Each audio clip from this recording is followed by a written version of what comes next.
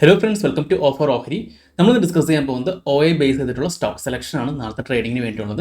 അപ്പോൾ നമ്മൾ കഴിഞ്ഞ ദിവസം 4 സ്റ്റോക്സുകൾ തന്നിരുന്നു. നമുക്ക് ആദ്യം ആ സ്റ്റോക്സുകളുടെ പെർഫോമൻസ് നമുക്ക് നോക്കിയിട്ട് വരാം. അപ്പോൾ നമ്മൾ കഴിഞ്ഞ ദിവസം തന്ന ആദ്യത്തെ സ്റ്റോക്സ് എന്ന് പറഞ്ഞാൽ ICICI GI ആയിരുന്നു. അപ്പോൾ നമ്മൾ തന്നിരുന്ന ലെവൽസ് എന്ന് പറയുന്നത് 1668ഉം 1660 ആയിരുന്നു. അപ്പോൾ ഇന്ന് മാർക്കറ്റ് ഒരു ഗ്യാപ്പ് അപ്പ് ഓപ്പണിംഗ് ആയിരുന്നു. അതിനുശേഷം നമുക്ക് അവിടെ കാണാൻ സാധിക്കും അത് നമ്മുടെ ലെവൽസ് സപ്പോർട്ട് എടുത്ത് നല്ല രീതിയിൽ കയറി പോവുകയാണ് മാർക്കറ്റ് ചെയ്തത്. അപ്പോൾ നമ്മുടെ ലെവൽസ് സ്ട്രോങ് ആയിട്ട് സപ്പോർട്ടായി നിന്നിട്ടുണ്ടായിരുന്നു. നമ്മൾ ആദ്യം പറഞ്ഞിരുന്നു നമ്മുടെ ഈ ലെവൽ ബ്രേക്ക് ഔട്ട് ചെയ്ത് മാർക്കറ്റ് അതിൻ്റെ മുകളിൽ സസ്റ്റെയിൻ ചെയ്തിട്ടുണ്ടെങ്കിൽ അപ്പ് ട്രെൻഡ് ആവാൻ ചാൻസ് ഉണ്ടെന്ന്. അപ്പോൾ ഈ ലെവൽ ICICI GIയിൽ നല്ല രീതിയിൽ വർക്ക് ചെയ്തിട്ടുണ്ടായിരുന്നു.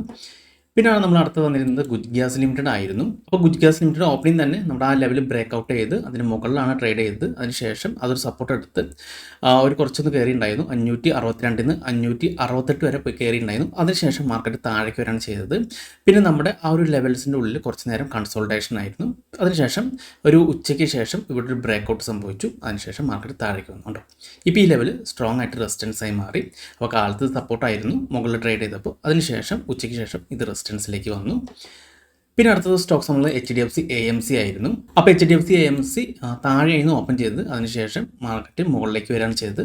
പിന്നെ നമ്മുടെ ആ ലെവൽസ് ആ റെസിസ്റ്റൻസ് ലെവലിൽ ടച്ച് ചെയ്തു. അതിനുശേഷം മാർക്കറ്റ് ഒന്ന് ബ്രേക്ക് ഔട്ട് ചെയ്യാൻ ശ്രമിച്ചു. പക്ഷേ അപ്പോൾ സെല്ലിംഗ് പ്രഷർ വന്നുകൊണ്ടിരുന്നു. കണ്ടോ, ഓരോ ബ്രേക്ക് ഔട്ടിലും സെല്ലിംഗ് പ്രഷർ അടുത്ത് തന്നെ വന്നിരുന്നു.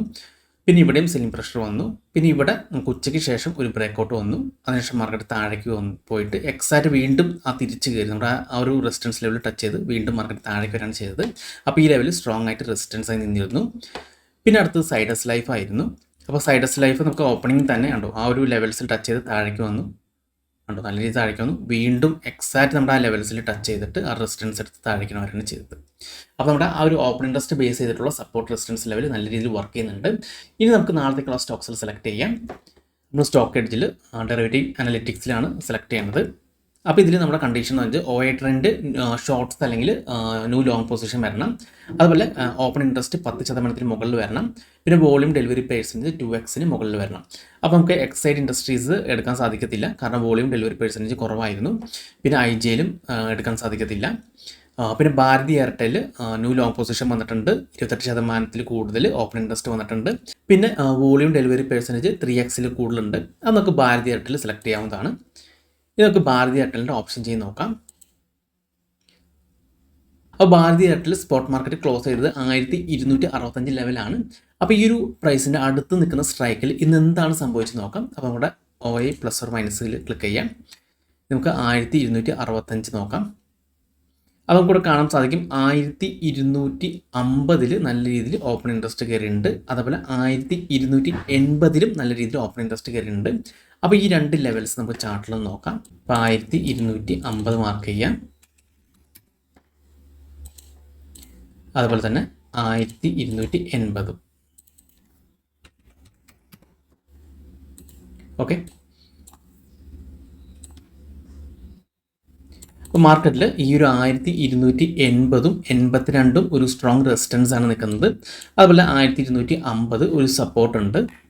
ഓക്കെ, അപ്പോൾ അടുത്ത ദിവസം മാർക്കറ്റ് ഈ ഒരു 1280 82 ലെവൽ ബ്രേക്ക് ചെയ്യുന്നത് നോക്കണം.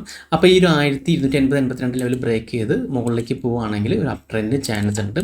അതല്ല എങ്കിൽ മാർക്കറ്റ് ഈ ഒരു 1280 82 ലെവൽ ടച്ച് ചെയ്ത് ഈ ഒരു 1250 ലെവൽ സപ്പോർട്ടിലേക്ക് വരാനും ചാൻസ് ഉണ്ട്. അപ്പോൾ ഇതൊന്ന് ജസ്റ്റ് ഒന്ന് വാച്ച് ചെയ്ത് നോക്കാം. പിന്നെ അടുത്ത സ്റ്റോക്സ് നമുക്ക് കിട്ടിയിരിക്കുന്നത് ഡോക്ടർ റെഡ്ഡിയാണ്. അത് ന്യൂ ഷോർട്ട് പൊസിഷൻ വന്നിട്ടുണ്ട്. അതുപോലെ 15% മുകളിൽ ഓപ്പൺ ഇൻട്രസ്റ്റ് ഉണ്ട്. 2x മുകളിൽ വോളിയം ഡെലിവറി പെർസെൻറ്റേജ് ഉണ്ട്. നമുക്ക് ഡോക്ടർ റെഡ്ഡിയുടെ ഓപ്ഷൻ ചെയ്ത് നോക്കാം. അപ്പോൾ സ്പോട്ട് മാർക്കറ്റ് ക്ലോസ് ചെയ്തിരിക്കുന്നത് 5957 ലെവലാണ്. അപ്പോൾ അതിന് തൊട്ടടുത്ത് നിൽക്കുന്ന സ്ട്രൈക്കിൽ നിന്ന് എന്താ സംഭവിച്ച് നോക്കാം. അപ്പോൾ 6000 സ്ട്രൈക്കിൽ നല്ല രീതിയിൽ ഓപ്പൺ ഇൻട്രസ്റ്റ് കയറിയതിൽ കാണാൻ സാധിക്കുന്നുണ്ട്. അപ്പോൾ നമുക്ക് 6000 സ്ട്രൈക്കിൻ്റെ ആ ലെവൽസ് ഒന്ന് മാർക്ക് ചെയ്ത് നോക്കാം.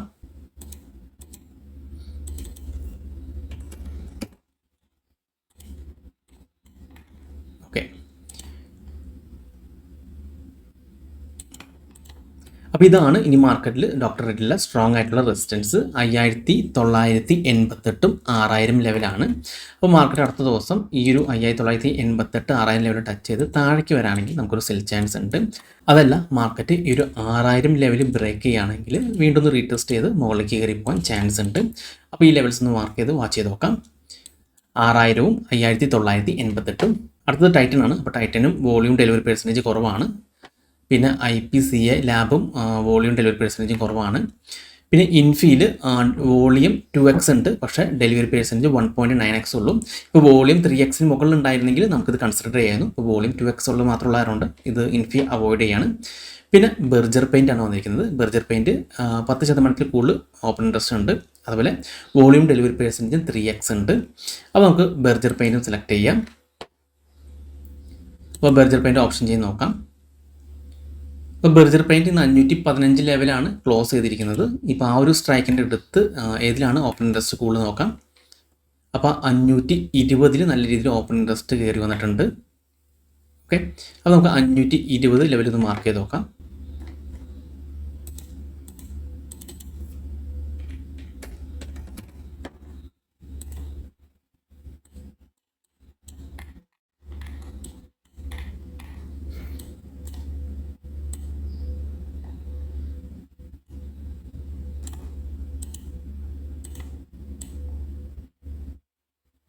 ഓക്കെ, അപ്പോൾ മാർക്കറ്റിൽ ഇപ്പോൾ 520, 519 ലെവലാണ് ബെർജർ പെയിൻറ്റിൽ റെസിസ്റ്റൻസ് ആയിട്ട് വരുന്നത്.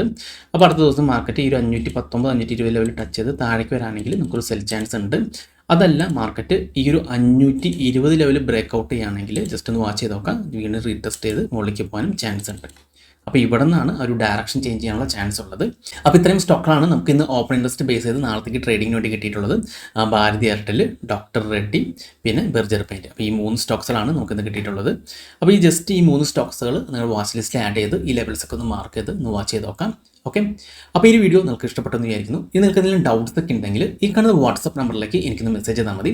അതുപോലെ തന്നെ നിങ്ങൾ ഈ ചാനൽ ഇതുവരെ സബ്സ്ക്രൈബ് ചെയ്തിട്ടില്ലെങ്കിൽ സബ്സ്ക്രൈബ് ചെയ്യാൻ മറക്കരുത്. ഒരുപാട് നല്ല സ്ട്രാറ്റജീസ് വീഡിയോസ് ഞാൻ ഈ ചാനലിൽ അപ്ലോഡ് ചെയ്യുന്നതാണ്. അപ്പോൾ മറ്റൊരു വീഡിയോയുമായി ഞാൻ വീണ്ടും അടുത്ത ദിവസം വരാം. അതുവരെ നന്ദി, നമസ്കാരം.